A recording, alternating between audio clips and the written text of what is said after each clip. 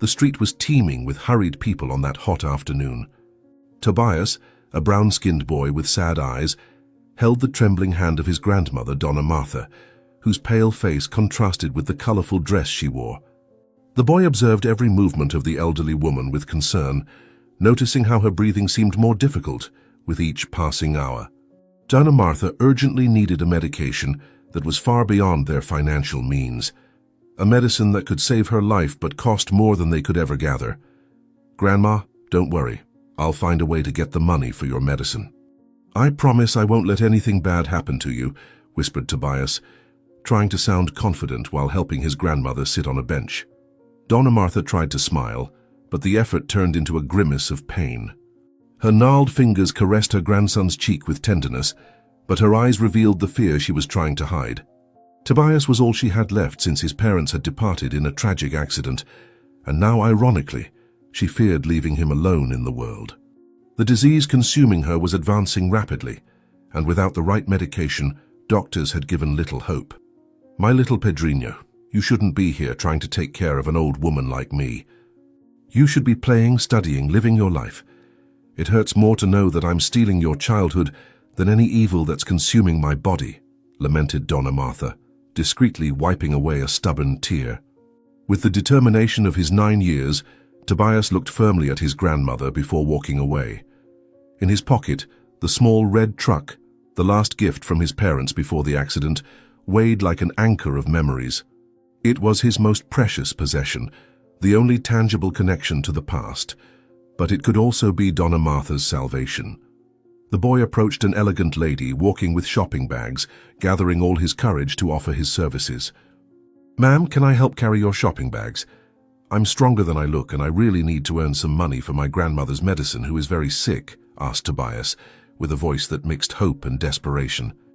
The woman barely looked at him before quickening her pace, as if poverty were contagious.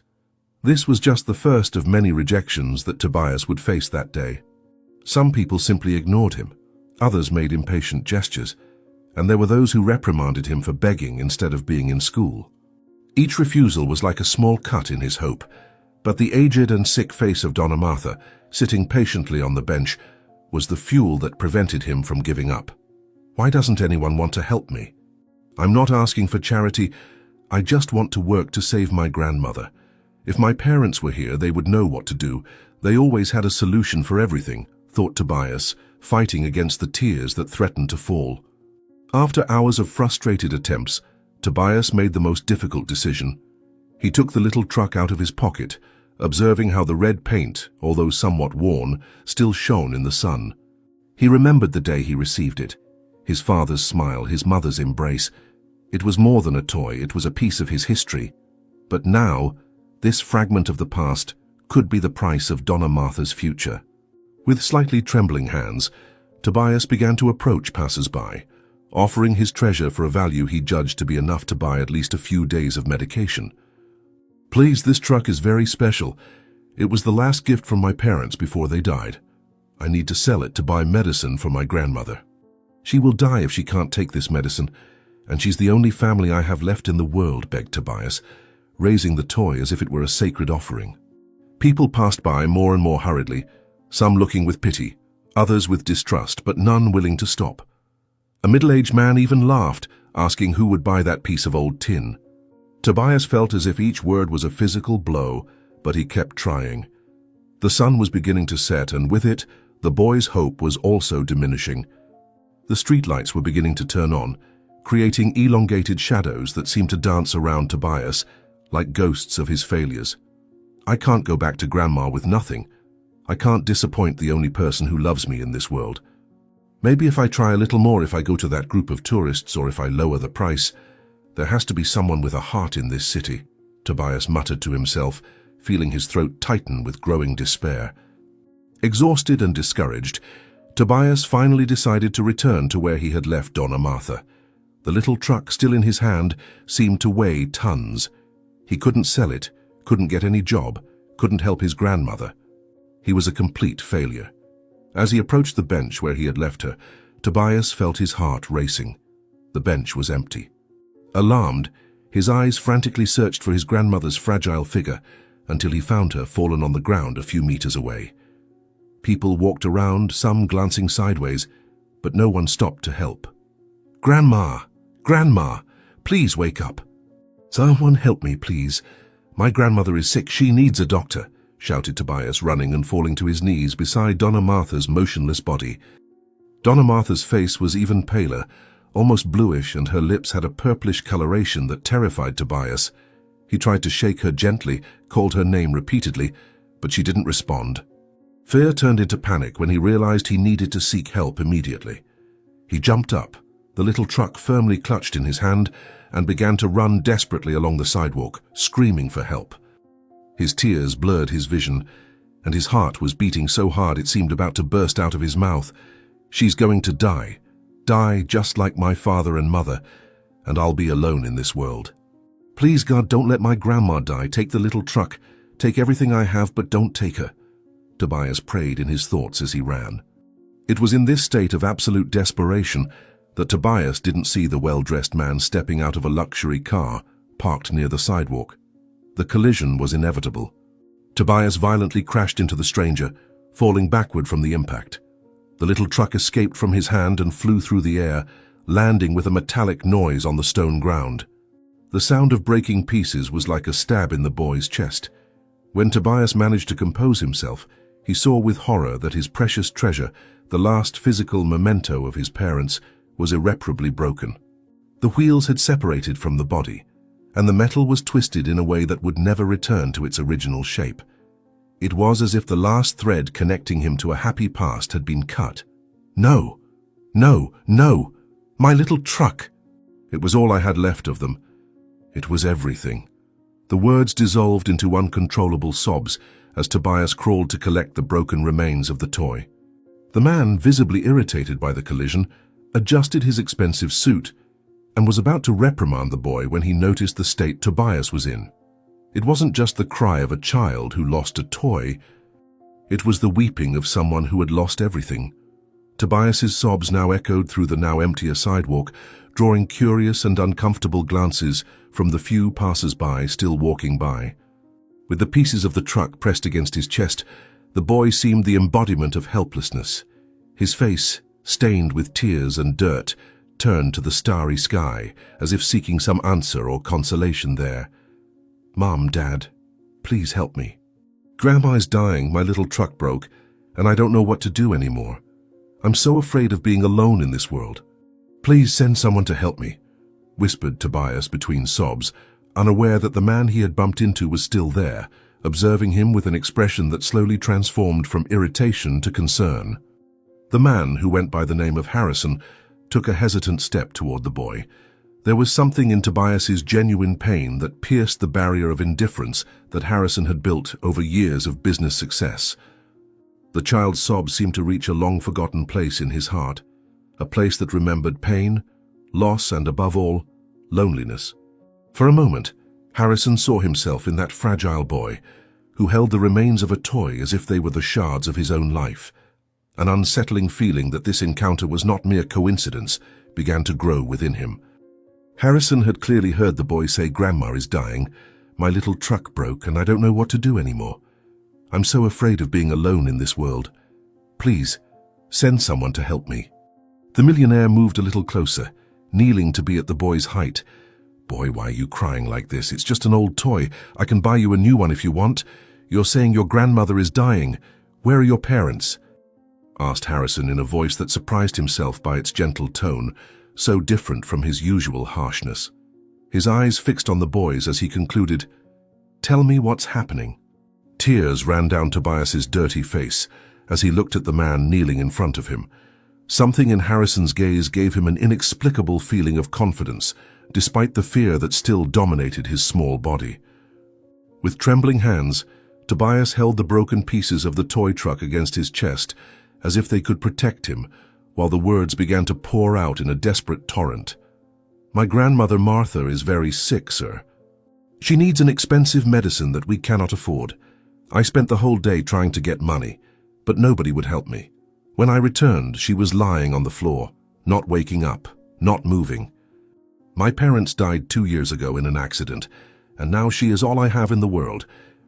Please, if you don't help me, she will die like they did and I'll be completely alone, explained Tobias, his voice broken by sobs that seemed to come from the depths of his soul. Harrison felt the weight of those words like a physical blow. The boy's story evoked memories of his own childhood, of difficult times he had tried to bury beneath years of wealth and power. For a moment, he was paralyzed by an emotion he didn't expect to feel, a mix of compassion and guilt for the indifference he had cultivated over the years. Tobias's fragility contrasted drastically with the imposing nature of his Italian suit and his luxury car parked a few meters away. "Where is your grandmother now, Tobias? Take me to her immediately. I have doctors who can help her. I have resources, connections. Don't worry about money or medicine. You don't need to carry this burden alone anymore, understand? From now on, I'm taking responsibility for caring for both of you," declared Harrison, surprising himself with the firmness of his own promise. Tobias looked at Harrison with initial distrust, as he had already been deceived and disappointed many times that day. But the urgency of the situation didn't give him the luxury of prolonged hesitation. With a quick nod, he tucked the remains of the toy truck in his pocket and began running back to where he had left Donna Martha, constantly looking back to ensure Harrison was following him. The street, now almost deserted under the night sky, seemed endless as they ran. "Please, God, don't let it be too late. She has to be alive, she has to be. This man seems important, rich, he can help if there's still time. Please, just this one chance, just this one," murmured Tobias between labored breaths, like a desperate prayer to the universe. When they finally arrived at the location, the sight of Donna Martha still motionless on the ground made Tobias's heart almost stop. A small crowd of onlookers had formed around her, but no one seemed to be actually helping. Harrison pushed the people aside with authority, quickly kneeling beside the elderly woman. His skilled fingers checked for a pulse in Donna Martha's neck, weak but present. Her breathing was almost imperceptible, and the bluish pallor of her skin indicated she was in deep shock. Without wasting a second, Harrison lifted the fragile body of the lady in his arms, surprised by how light she was, as if the disease had consumed all her substance, leaving only a shadow of the person she once had been. "She's still alive, but barely. We need to take her to the hospital immediately or we'll lose her. My car is right over there. It will be faster than waiting for an ambulance. Tobias, don't move away from me for even a second. I promise I'll do everything humanly possible to save her. But we need to act now," ordered Harrison, his voice carrying an urgency that left no room for questions. Tobias ran alongside Harrison, who carried Donna Martha as if she were a child. Each step toward the luxury car seemed like an eternity for the boy, who couldn't take his eyes off his grandmother's motionless face. When they finally reached the vehicle, Harrison carefully placed the elderly woman in the back seat and instructed Tobias to sit beside her, holding her hand. The driver, who until then had been waiting patiently in the car, showed no surprise at seeing his boss return with an unconscious elderly woman and a panicked boy, a sign that discretion was a fundamental part of his job. The powerful engine roared to life, and the car sped through the streets toward the nearest hospital. Throughout the journey, Tobias kept his grandmother's hand between his, as if he could transfer some of his own vitality to her. "Grandma, hang in there. This good man is helping us. Remember how you always said angels appear in the most unexpected moments? I think we found our angel. Please don't give up. Don't leave me. Fight just a little longer. We're almost at the hospital," whispered Tobias in Donna Martha's ear, ignoring the tears that again blurred his vision. The arrival at the hospital was a blur of frantic activity. Before the car had even fully stopped at the emergency entrance, Harrison was already out, carrying Donna Martha and shouting for help. Harrison's name seemed to open doors, literally. Doctors and nurses immediately appeared, bringing a stretcher where Donna Martha was carefully placed. Tobias tried to follow them, but was gently stopped by a nurse who explained that he would need to wait in the waiting room. Panic began to take over the boy again, until he felt Harrison's firm hand on his shoulder. The two watched helplessly as the medical team took Donna Martha into the emergency room, doors closing behind them. The sound of the clock on the waiting room wall seemed to echo painfully in the silence that followed. "They will take good care of her, Tobias, but I need to know more about her condition to better help. What disease does she have? What medicine is it that you cannot afford? I want you to tell me everything, every detail. The more I know, the more I can do, and don't worry about costs. None of that matters now. Understand? What matters is saving your grandmother, Harrison stated, guiding the boy to the most distant seats in the waiting room, where they could talk with some privacy. Tobias took a deep breath, trying to organize his thoughts as he sat next to Harrison. The emotional and physical exhaustion of the long day began to weigh on his small shoulders, but concern for Donna Martha kept him alert. With a trembling voice, he explained that his grandmother suffered from a serious heart condition that required an imported medication, extraordinarily expensive and difficult to find. The doctors had said that without this treatment, her heart would simply stop working. He also explained how they lived in a small house on the outskirts of the city, surviving on Donna Martha's modest pension, which barely covered basic necessities. Each of Tobias's words revealed a world of deprivation and difficulties that contrasted brutally with Harrison's reality. The doctors said she needed urgent treatment, but when we saw the price of the medicine, we realized it was impossible. We sold almost everything we had, but still didn't come close to the necessary amount. My grandmother stopped eating properly to save money. I think that made her even weaker. She always prioritized my needs above hers, always said I was more important than anything. I guess that's why she hid from me how much she was getting worse, so as not to worry me even more, Tobias reported. The guilt evident in every word, as if somehow he was responsible for his grandmother's suffering. While listening attentively, Harrison already had his phone in hand, making consecutive calls in a low but authoritative voice. Names of renowned doctors were mentioned, favors were called in, and Harrison's influence became increasingly evident with each new call. Tobias watched with a mixture of hope and fascination as this stranger, who just an hour ago had bumped into him by chance, now mobilized impressive resources to save his grandmother. After the last call, Harrison put away his phone and turned to Tobias with a determined look. The tension in the businessman's face had been replaced by a strange calm, as if he was finally doing something that really mattered after years wasted accumulating wealth and power. Listen carefully, Tobias. In less than an hour, the best cardiology specialists in this country will be here. I'm having the medication your grandmother needs imported. It will arrive on a private plane tonight.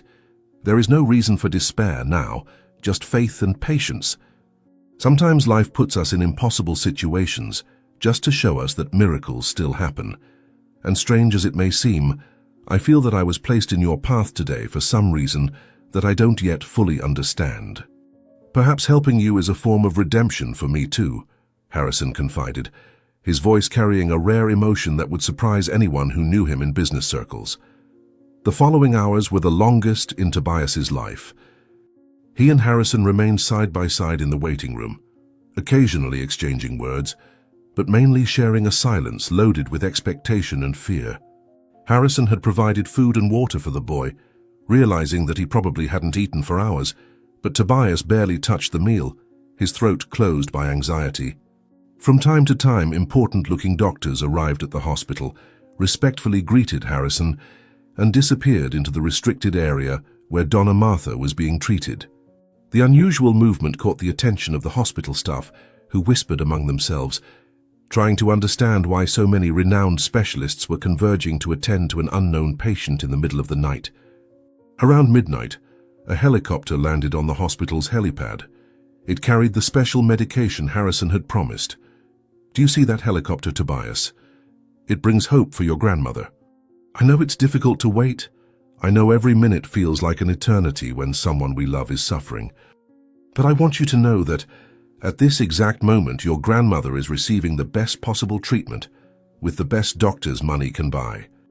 I have faith she will overcome this, and when she recovers, we will find a way to ensure you never have to go through something like this again, Harrison assured, as he watched the medication being quickly transported into the hospital. Finally, after what seemed like an eternity, a middle-aged doctor with deep circles of fatigue approached them. Tobias immediately stood up, his heart beating so hard it seemed about to leap out of his chest. The doctor looked first at Harrison, then at Tobias, and then, to the immense relief of both, a small smile appeared on his exhausted face. Donna Martha had survived the worst. Her condition was still critical, but she had responded well to the emergency treatment and the special medication. She was now stable, conscious, and had asked for her grandson. The doctor explained that several days of hospitalization, additional tests and a continuous treatment plan would still be necessary, but the outlook was surprisingly good considering the severity of her initial condition. Tobias felt his legs weaken and would have fallen if Harrison hadn't supported him in time. "Can I see her now? Please, I need to see with my own eyes that she's okay. I need to tell her that I found help, that she'll get better, that she doesn't need to worry about the medicine anymore," Tobias begged, wiping away tears that were now of relief, no longer of despair. The doctor led Tobias and Harrison through the silent hospital corridors to a private room where Donna Martha was resting. The sight of his grandmother connected to various machines, and with tubes and wires all over initially frightened Tobias, but the weak smile she gave him upon seeing him enter was enough to dispel his fear. Tobias ran to the bedside, carefully taking his grandmother's hand in his, while Harrison respectfully remained a few steps behind, observing the reunion with an emotion he couldn't name or justify. Donna Martha looked as fragile as a little bird, her skin almost translucent against the white hospital sheets, but there was a renewed flame in her eyes. In a hoarse, low voice, she thanked Tobias for not giving up on her, calling him her little hero. When Tobias explained about Harrison and how he had helped, the elderly woman turned her gaze to the businessman, trying to understand what angel was this who had appeared out of nowhere to save them. "God sent you to us at the exact moment, sir. I have no words to thank you for what you did for us. Nothing I can say or do will ever be enough to express my gratitude. You didn't just save my life, but also my grandson's, because without me, what would become of him in this world? Tobias is all I have left.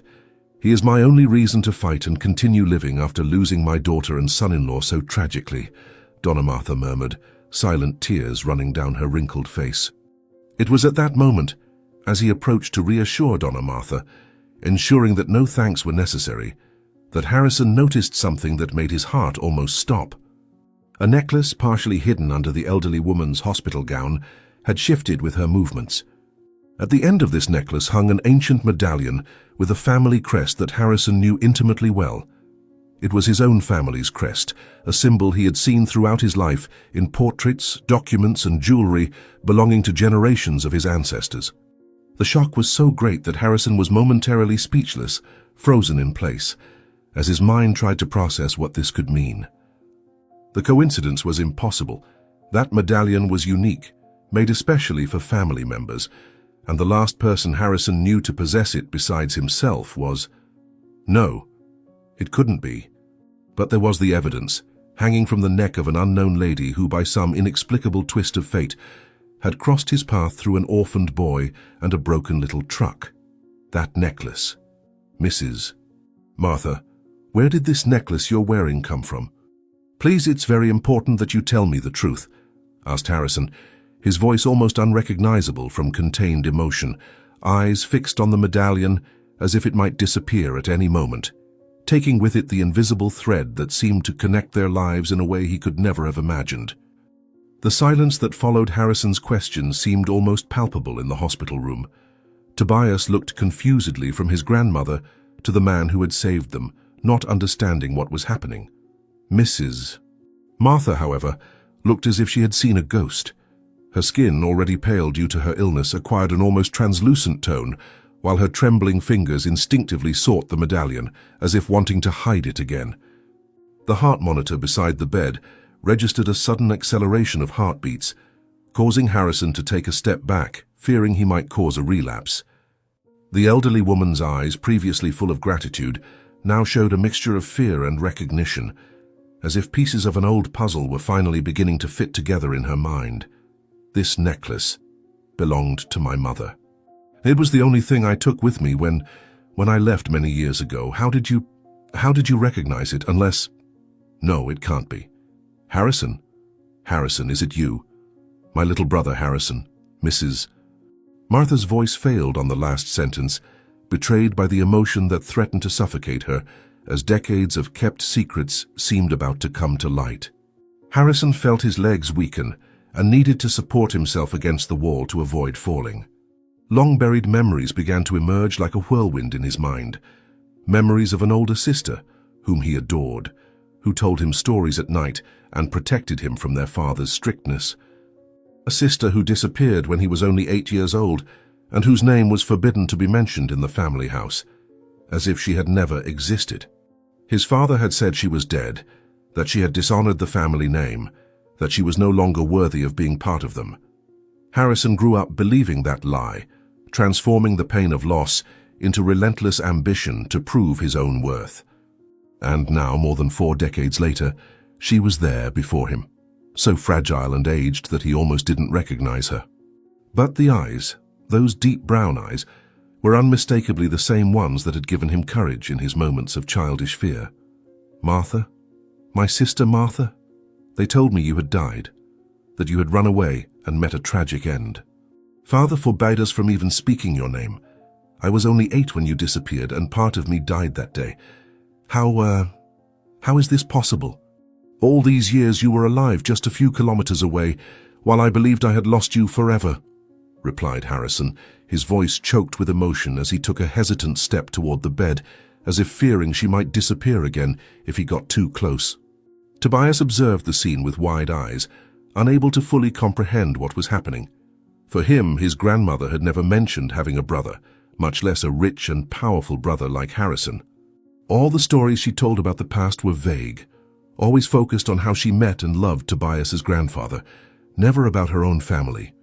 Now, seeing the man who had saved them call her sister, Tobias felt as if he were watching a scene from a surreal movie. The broken toy truck still weighed in his pocket, a tangible reminder of how a simple accident had triggered this extraordinary revelation. Carefully, he moved away from the bed, giving the 2 adults the space they seemed to need to process the shock of reunion. "Grandma, you never told me you had a brother. Why did you keep it a secret? And if he's your brother, that means he's my uncle, Uncle Harrison. Why did you never look for us? Why did you let Grandma suffer so much if you had so much money to help?" The questions came out in a confused torrent, revealing the innocence and simple logic of a child unable to comprehend the complexities of adult relationships and the chasms that time and circumstances can create between people who were once close. Tears now ran freely down Mrs. Martha's wrinkled face. With effort, she extended her hand to Harrison, who hesitated only for a moment before taking it in his. The touch seemed to break an invisible barrier, and Harrison fell to his knees beside the bed, as if the weight of decades of separation finally became unbearable. "Mrs." Martha turned to Tobias, her eyes pleading for understanding as she began to reveal secrets kept for almost half a century. She explained that she was born into an extremely traditional and wealthy family, where appearances and social status were valued above everything, even love. When she was 20, she met and fell in love with a young musician of humble origins, Tobias's grandfather. Her father, a cruel man obsessed with social position, forbade the relationship, but she defied his authority and continued to see the young man in secret. When she discovered she was pregnant, she confessed everything to her family, hoping they would accept her choice given the fait accompli. "That night, your grandfather offered me his heart and a simple but honest life full of love.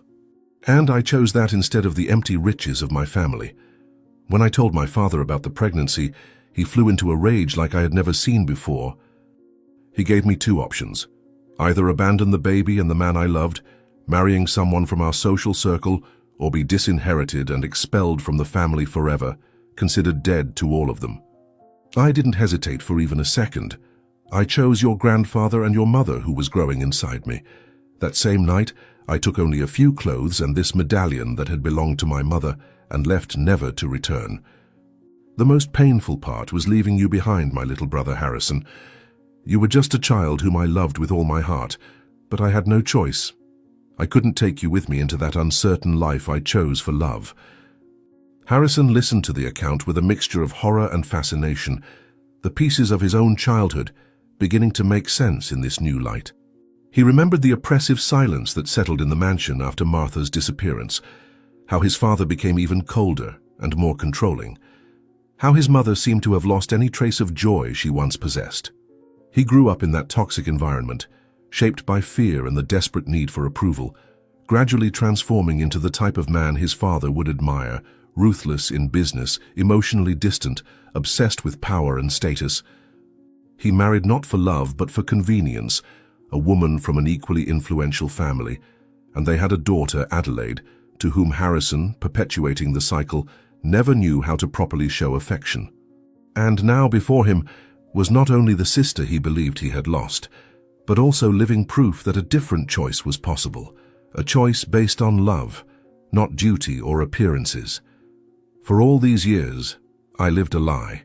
Father told us you had run away with a vagabond and ended up dead in some miserable alley, that this was what happened to women who dishonored their families. I believed him, Martha. I transformed the pain of your loss into fuel to become exactly the kind of man he wanted me to be. Cold, calculating, obsessed with money and power. I wasted my life trying to fill the void you left with things that never really mattered. And worst of all, I became so similar to him that I didn't even notice the monster I had become until this exact moment, looking at you and at this boy who is blood of my blood. Tobias observed the reunion with a mixture of confusion and fascination. It was strange to think that this powerful man was in fact part of his family, an uncle he never knew existed. Even stranger was seeing his grandmother, always so reserved about her past, revealing such deep and painful secrets. The words she had always used to describe her life before Tobias's birth had been vague and evasive, as if that part of her history was a closed book that no one had permission to open. Now the pages of that book were being revealed, and Tobias didn't know how to process all the new information. He looked at the broken remains of his little truck, now an involuntary symbol of how fate works in mysterious ways. If he hadn't bumped into Harrison, if the toy hadn't broken, perhaps this reunion would never have happened, and his grandmother might have died without ever having the chance for reconciliation. So you really are my real uncle, my grandmother's brother? And does this mean I have more family besides her? This is the most amazing thing that's ever happened to me, besides saving Grandma, of course. For years I felt so alone, even with Grandma.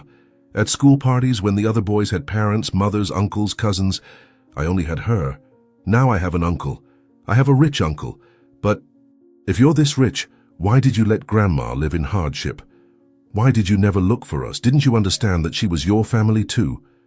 The innocence and frankness of Tobias's questions hit Harrison like a punch to the stomach. There was no simple or comfortable answer to offer, just the harsh truth that he never looked for Martha, because he believed his father's lie, because he allowed pride and resentment to define his actions, because he became complicit in the isolation of his own sister. Donna Martha, noticing Harrison's discomfort, gently intervened, explaining to Tobias that families sometimes lose each other not for lack of love, but due to circumstances beyond their control. She said that Harrison couldn't have helped because he believed she was dead, just as she never tried to contact him because she feared he was still under the influence of their tyrannical father. The years turned into decades, and with time the chasm between them seemed insurmountable. Don't blame your uncle, Tobias. It's not his fault nor mine. These are the choices we make when we're young, and the consequences we carry for the rest of our lives. I chose love and freedom, even if it meant poverty and hardship. Harrison was left behind, an innocent child in the hands of a man who didn't know how to love, only to control. We were both victims of different circumstances. But what matters now is that somehow, after all this time, fate has brought us together. And perhaps, just perhaps, it's not too late to rebuild what was lost, to be the family we should have been from the beginning. Harrison wiped away tears with the back of his hand, a gesture so human and vulnerable that it drastically contrasted with the imposing and controlled figure he projected to the world. For a moment, he seemed to have regressed to that 8-year-old boy who lost the sister he adored, desperately seeking a way back home. Then, as if a monumental decision had been made within him, Harrison stood up and looked at Martha and Tobias with renewed determination.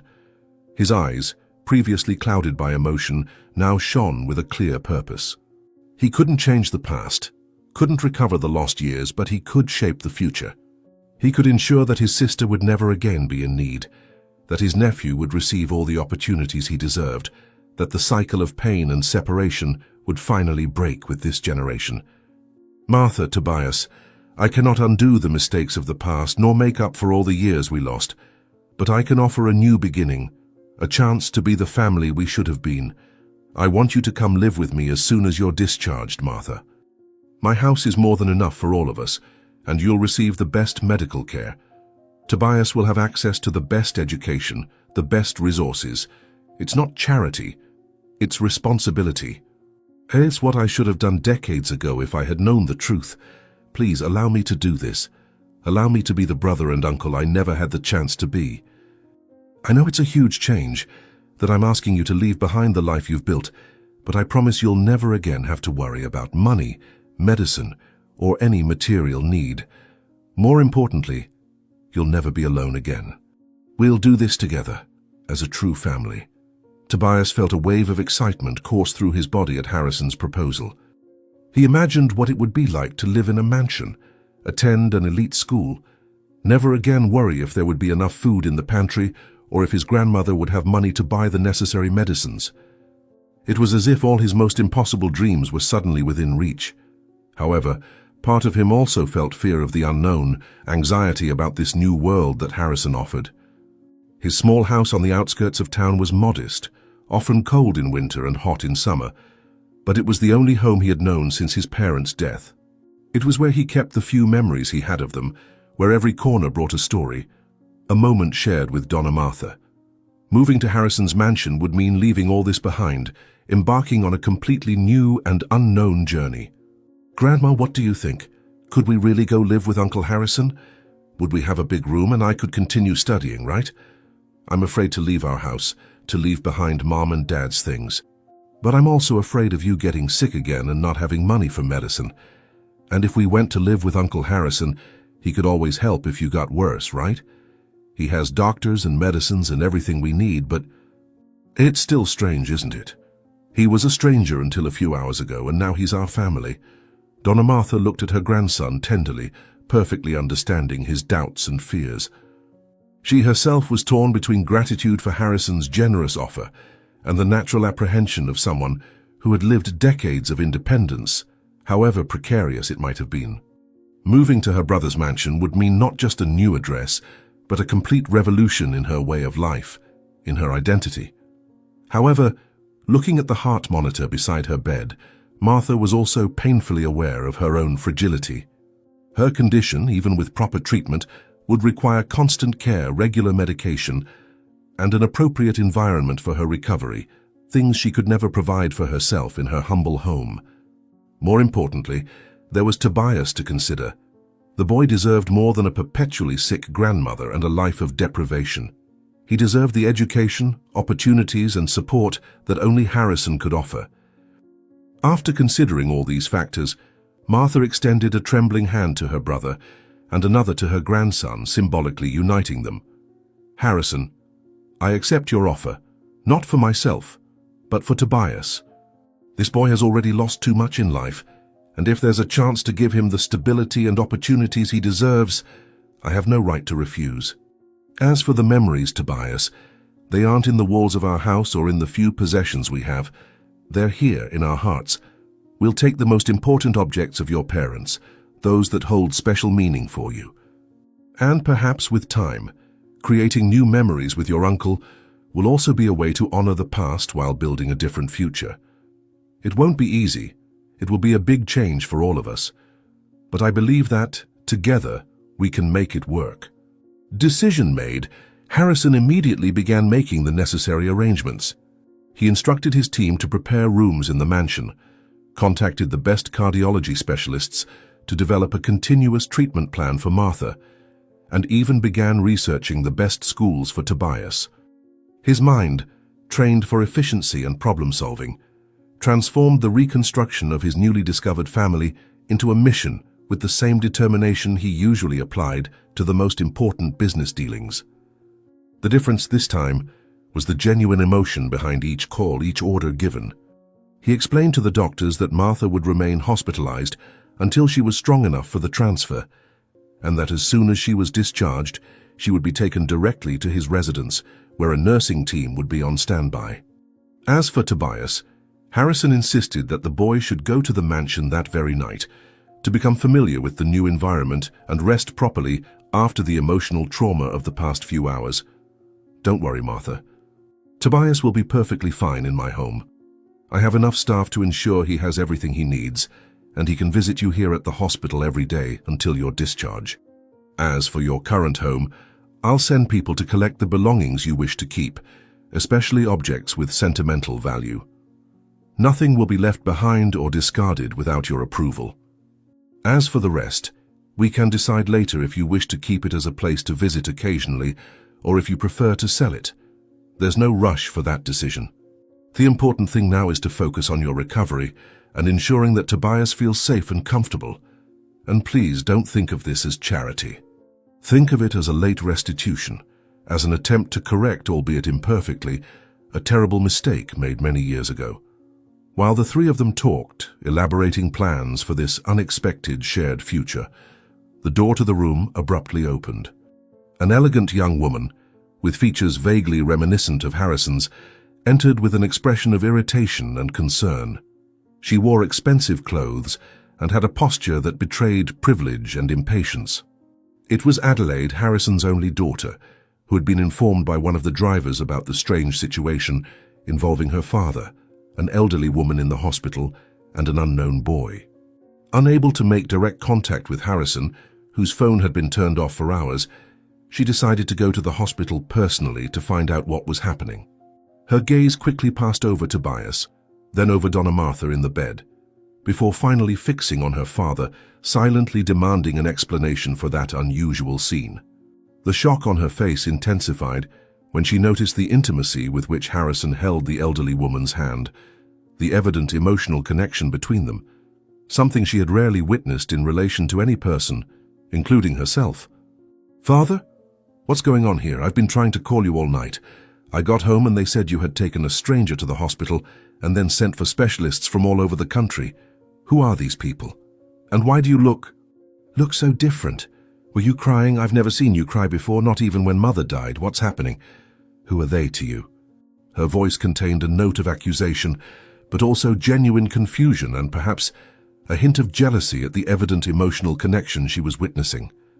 The room plunged into silence again, the palpable tension between father and daughter creating an almost suffocating atmosphere. Harrison looked at Adelaide, then at Martha and Tobias, aware that the moment had come to face not only the past, but also the implications this family reunion would have for the future. His daughter, raised with all material privileges but little genuine affection, already showed signs of the emotional detachment he himself had cultivated for so many years. How could he explain to her that the people she considered strangers were, in fact, her direct family? How could he make her understand the magnitude of the revelation he had just experienced, the internal transformation occurring in his hardened heart? How could he introduce the idea that her home, her sanctuary of immaculate luxury and perfect order, would soon be inhabited by unknown relatives whose existence she had never suspected? Harrison took a deep breath, recognizing that this was just the first of many challenges he would face on the path to reintegrating his fragmented family. But for the first time in decades, he felt he was doing something truly meaningful, something that transcended the accumulation of wealth and power. "Adelaide, I want you to meet your Aunt Martha, my older sister whom I haven't seen in over 40 years, and your cousin Tobias, my nephew. They are our family, blood of our blood, and they will live with us from now on. I know this seems surprising and confusing, and I promise to explain everything in detail later. But at this moment, I need you to understand something fundamental. I found the part of me that was lost for almost my entire life, and it has changed everything. Nothing will be as before, and this, my daughter, is the best thing that could have happened to our family." Harrison's mansion was exactly as one might imagine, imposing, elegant, and intimidating. When the car passed through the ornate gates and followed the long circular driveway, Tobias couldn't suppress a sigh of admiration. Perfectly manicured gardens extended on all sides, with fountains and sculptures strategically positioned to create an impression of calculated wealth. The main building, with its majestic columns and tall windows, seemed to come straight out of a fairy tale that Donna Martha used to read to Tobias before bedtime. It was hard to believe that soon this palace would be his new home. Harrison carefully observed his nephew's reactions in the rearview mirror, feeling a strange mixture of pride and shame. Pride for the empire he had built, shame for the abyss it represented between his life and that of his newly discovered family. Adelaide remained silent in the passenger seat, her fingers impatiently drumming against the door, as if every second in that car suffocated her. "It's so big, Uncle Harrison. It looks like a real castle. Grandma will love it when she leaves the hospital. She always said that one day we would have a house with a garden, but I never imagined something like this. Is this really where we're going to live? All of us? Forever?" Tobias's voice was full of childlike admiration, but also uncertainty, as if he feared that this new reality might evaporate at any moment, like a dream too good to be true. The first days in the mansion were marked by palpable discomfort. Adelaide avoided common areas when Tobias was present, retreating more and more to her own room, or going out for long hours with friends. Harrison divided his time between visits to the hospital, where Donna Martha continued her treatment, and awkward attempts to make Tobias feel at home. The boy, in turn, wandered through the immense corridors and halls decorated with expensive art, like an explorer in unknown territory, trying not to touch anything that looked valuable, which meant practically everything. The household staff, always discreet and efficient, observed with contained curiosity this strange dynamic developing between the powerful boss, his distant daughter, and the boy of humble origin who was suddenly introduced as a family member. Harrison had given specific instructions that Tobias should be treated with the same respect as any family member. But this only increased the boy's discomfort, unaccustomed to having people at his disposal for any need. "I don't know how to behave here, Uncle. Everything is so beautiful and expensive that I'm afraid of breaking something. The food is served on so many different plates, and there are so many people watching me all the time. In our house, it was just Grandma and me, and now there are employees everywhere asking if I need anything. I feel like I'm in a completely different world, as if I had crossed over to another planet where I don't know the rules." The situation with Adelaide was even more delicate. Accustomed to being the center of her father's attention, even if that attention was often distant and conditional, the young woman saw Tobias's arrival as a direct threat. The looks of pride that Harrison directed at his nephew when the boy made an intelligent observation or demonstrated a hidden talent were painfully familiar to Adelaide, but also painfully rare in her own experience. During a particularly tense dinner, when Harrison announced he was looking for the best schools for Tobias, Adelaide finally exploded. She accused her father of neglecting his own daughter in favor of a nephew he hadn't even known for 2 weeks, questioned the veracity of the whole story, and went so far as to suggest that perhaps Martha and Tobias were imposters trying to take advantage of the family's wealth. Her eyes shone with tears of anger and hurt when she finally left the table, leaving an oppressive silence in her wake. Tobias, completely mortified, shrank in his chair, wishing he could disappear. "I didn't want to cause problems between you, Uncle. Maybe it would be better for us to return to our house when Grandma leaves the hospital. I don't want your daughter to suffer because of us. We're already so grateful for everything you've done, saving Grandma, helping with the medications. We don't need to live here and create more division in your family. Grandma always says that the most important thing is peace in the house where we live, and it's clear that our presence has taken the peace from here." The arrival of Donna Martha at the mansion, a week after the incident with Adelaide, marked a subtle but significant turning point. There was a quiet dignity in the way the elderly woman carried herself, even fragile and dependent on constant medical care. Born in that same environment of privilege, Martha brought with her an instinctive understanding of how to navigate the social codes of wealth, but also a simplicity and authenticity that decades of modest living had cultivated. Observing the uncomfortable interaction between Harrison, Adelaide, and Tobias, she decided to take upon herself the responsibility of smoothing over the tensions. One afternoon, while sitting in the garden, she called Adelaide for a conversation. The young woman initially hesitated, but something in the serene expression of her newly discovered aunt eventually convinced her. For hours the two talked, Martha sharing stories about Harrison's childhood, revealing a side of her father that Adelaide had never known, and also patiently listening to her niece's frustrations about growing up with an emotionally distant father. There were no major twists or dramatic reconciliations, just the beginning of a mutual understanding, as delicate as the first buds in spring. "You know, Adelaide, your father is a product of the same environment that destroyed my youth. Your grandfather didn't know how to love, only to control and demand. Harrison learned to bury his emotions because it was the only way to survive in that house after I left. I'm not defending the way he treated you all these years, just helping you understand. Sometimes understanding the why is the first step to healing old wounds. And perhaps, just perhaps, Tobias's presence in this house is an opportunity for all of you to learn a new way of being family. The true transformation began a month after Martha's arrival at the mansion. On a rainy afternoon, Adelaide was passing through the hallway when she heard sobs coming from Tobias's room. The boy was sitting on the floor, surrounded by memories of his parents, trying unsuccessfully to put together the pieces of a broken toy truck that Harrison had promised to fix. Something in that image, the vulnerability and loss, touched Adelaide deeply. Without hesitation, she entered the room and sat beside him, gently taking the toy in her hands. "My father was always terrible at fixing things," she commented casually. "When I was little, my mother fixed my toys. She taught me some tricks. Would you like me to try to fix it for you? Meanwhile, you could tell me about your parents. They must have been very special people to raise someone as brave as you." An unexpected friendship blossomed between Adelaide and Tobias in the following weeks. What began with fixing the toy truck transformed into study afternoons, where Adelaide discovered that the boy had extraordinary intelligence, only he had never had access to an adequate education. She began to help him with lessons, preparing him for the interview at the prestigious school that Harrison had chosen. Adelaide, who had always lived surrounded by people interested only in her social position and wealth, found in Tobias something rare and precious, genuine admiration and unconditional affection. The boy looked at her as a kind of heroine, absorbing every word, every piece of advice, every story she shared. In turn, Tobias brought to Adelaide's life a simplicity and joy that she had lost long ago, immersed in empty social competitions and superficial relationships.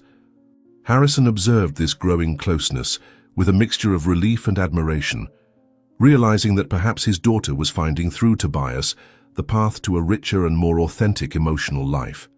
"I never imagined you could be so patient as a teacher, Adelaide.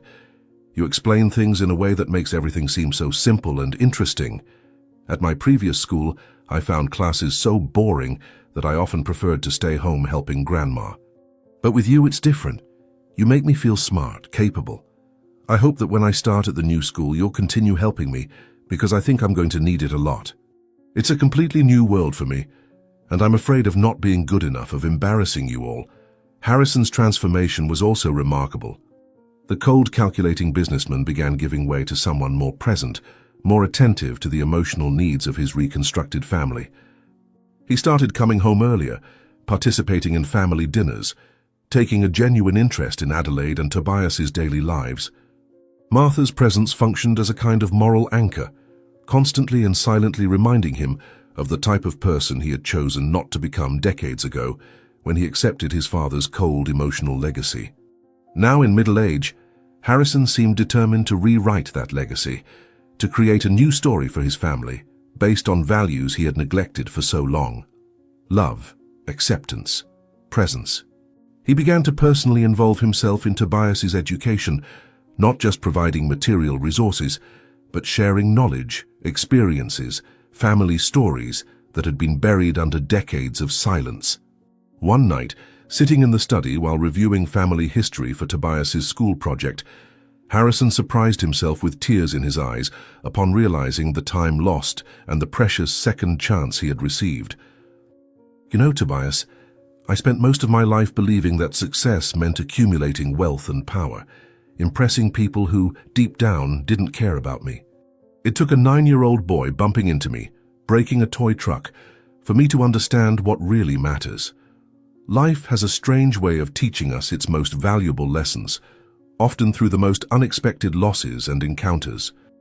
I hope you grow up being wiser than I was, recognizing early on that families, not business empires, are the true legacy we leave in this world." The day Tobias received news of his acceptance with a full scholarship to the prestigious school was a day of celebration in the mansion. Not only had he been accepted, but the examiners were so impressed with his natural intelligence and determination that they guaranteed his place with all costs covered, regardless of Harrison's influence. It was a validation that the boy desperately needed, confirmation that his worth went beyond being the nephew of a powerful man, that he had his own merits worthy of recognition. The impromptu party that followed was intimate, just the family gathered in the living room, but filled with an authentic joy those walls had probably never witnessed before. Martha, now considerably recovered, though still fragile, observed the scene with teary eyes, her grandson celebrated, her relationship with her brother restored, a sense of belonging she had abandoned all hope of experiencing again in this life. Adelaide, surprising everyone and perhaps herself, was the one who organized the small celebration, decorating the room with balloons and personally preparing Tobias's favorite cake, following Martha's careful instructions. "I'm so proud of you, cousin. When I told my friends about your admission test scores, nobody believed it. You broke records, did you know?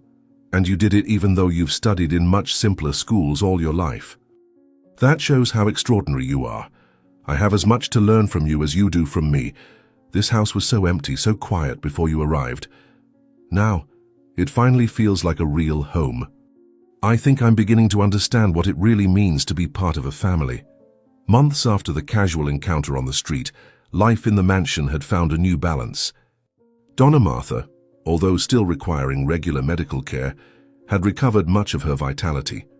The doctors spoke of a miraculous recovery, but Martha knew the true miracle wasn't medical, but emotional.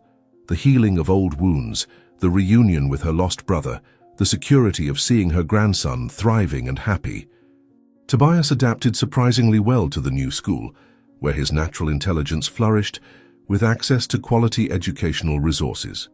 Initially shy and insecure among peers from privileged backgrounds, he soon earned respect for his integrity and unique perspective on life. Harrison, observing his nephew overcome challenges and forge his own path, found an unexpected source of pride and inspiration. He began reassessing his own priorities, delegating more responsibilities in his businesses to dedicate time to the family he had almost lost. As for Adelaide, the transformation was perhaps the most profound. The young woman who previously defined herself by her social position and appearances found in Tobias and Martha models of authenticity and resilience that she began incorporating into her own identity. On Tobias's birthday, she prepared a special surprise. The toy truck, completely restored, not merely repaired, but meticulously rebuilt by a specialized craftsman she had secretly sought out. "This little truck isn't just a toy, Tobias. It's a symbol of how fate works in mysterious ways. If it hadn't broken that day, perhaps we would never have met, never formed this unlikely and wonderful family. Broken things aren't always tragedies. Sometimes they're just the universe making room for something new to be born, something more beautiful and complete than we could imagine before. Like this toy, our family was broken, in pieces. Now we're restored, stronger at the seams, carrying the marks of our stories, but whole again." On a quiet Sunday afternoon, the family gathered in the garden for an outdoor lunch, a recently established tradition that everyone had come to value. The table had been set under the shade of a centennial tree, with the elegant simplicity that Martha had brought to the house, tempering ostentatious luxury with touches of authenticity and coziness. The food, a mixture of family recipes Martha had preserved through the years and sophisticated dishes prepared by the mansion's chef, perfectly symbolized the fusion of the two realities that now coexisted harmoniously. Tobias animatedly shared about a scientific project he was developing at school, his eyes shining with the enthusiasm of someone who had discovered his passion. Adelaide listened attentively, occasionally offering suggestions or asking questions that demonstrated genuine interest. Martha and Harrison exchanged complicit glances, like siblings sharing a precious secret, the knowledge of how fragile and precious is the web that unites a family, how easily it can be broken, and how miraculous it is when restored. As he observed the scene, Harrison reflected on the extraordinary journey they had traveled in such a short time. From imminent tragedy to unexpected reconciliation, from casual encounter to rebuilding bonds that seemed irretrievably lost. His gaze rested on the little red truck that Tobias proudly kept displayed on a shelf in his room.